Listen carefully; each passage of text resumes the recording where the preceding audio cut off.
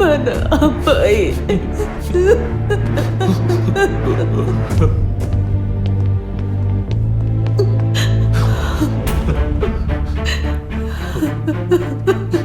మీ బాధ నాకు అర్థమవుతుంది, కానీ ఈ కేసు విచారణ కోసం నేను మరికొన్ని విషయాల్ని తెలుసుకోవాల్సి ఉంది.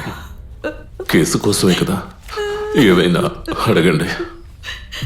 మీకు ఎవరి మీదైనా అనుమానం ఉందా?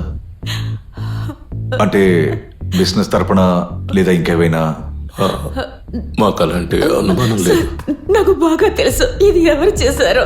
వాళ్ళ ఇంట్లో వాళ్ళ చేశారో. నా బిడ్డ మీద వాళ్ళు చాలా కోపంగా ఉన్నారు. వాళ్ళిద్దరి రిలేషన్ వాళ్ళ ఇంట్లో వాళ్ళకి తెలిసిన తర్వాత వాళ్ళు రౌడీల సహాయంతో దాడి చేశారు, భయపెట్టారు సార్. మేము ఆ రోజే స్టేషన్లో ఒక కంప్లైంట్ ఫైల్ చేశాం.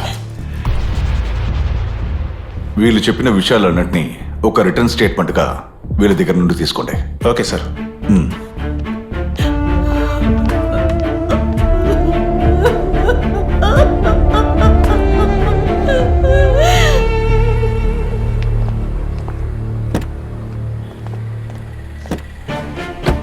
రూబన్ వాళ్ళ నాన్న ఇచ్చిన కంప్లైంట్ని వెతికి ఆ రౌడీల డీటెయిల్స్ తీయాలి.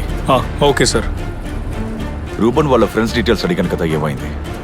సార్, రూబన్ క్లోజ్ ఫ్రెండ్స్లో ఒక వ్యక్తి డీటెయిల్స్ మేము కలెక్ట్ చేసాం. అతను మిస్టర్ అక్షయ్. నంబర్ ఉందా? మర్యాదగా సరిగ్గా ఇవ్వాలి, చెప్పింది అర్థమైందా? ఓకే.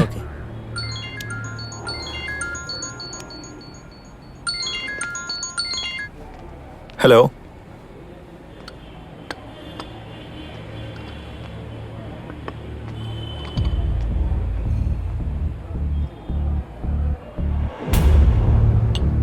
రూబన్ స్నేహ గురించి మీకు ఎన్ని రోజులుగా తెలుసు? సార్ మేము కలిసి చదువుకున్నాం. వాళ్ళు చనిపోయిన విషయం మీకెప్పుడు తెలిసింది? మరుసటి రోజు నేను కాల్ చేశాను. వాళ్ళు లిఫ్ట్ చేయకపోయేసరికి ఎంక్వైరీ చేస్తే తెలిసింది సార్. వాళ్ళు చనిపోయిన తర్వాత రూబన్ వాళ్ళ అమ్మా నాన్నని కలిసారా? లేదు సార్. ఎందుకు? మీరు క్లోజ్ ఫ్రెండ్సే కదా, వాళ్ళ ఇంటికి వెళ్ళలేదా? రూబన్ని స్నేహాన్ని సపోర్ట్ చేసినందువల్ల వాళ్ళ నాన్నని ఫేస్ చేయలేకపోయాను సార్. అందువల్లే నేను స్వయంగా వెళ్ళి వాళ్ళని కలవలేకపోయాను. అయితే రూబన్కి స్నేహాకి పెళ్లి చేసింది మీరేనా? లేదు సార్, మాకు కూడా పెళ్ళైన తర్వాతే అసలు విషయం తెలిసింది. వాడిది కాస్త డిఫరెంట్ క్యారెక్టర్ సార్. మీకు వాళ్ళ గురించి తెలిసిన విషయాల్ని చెప్పండి.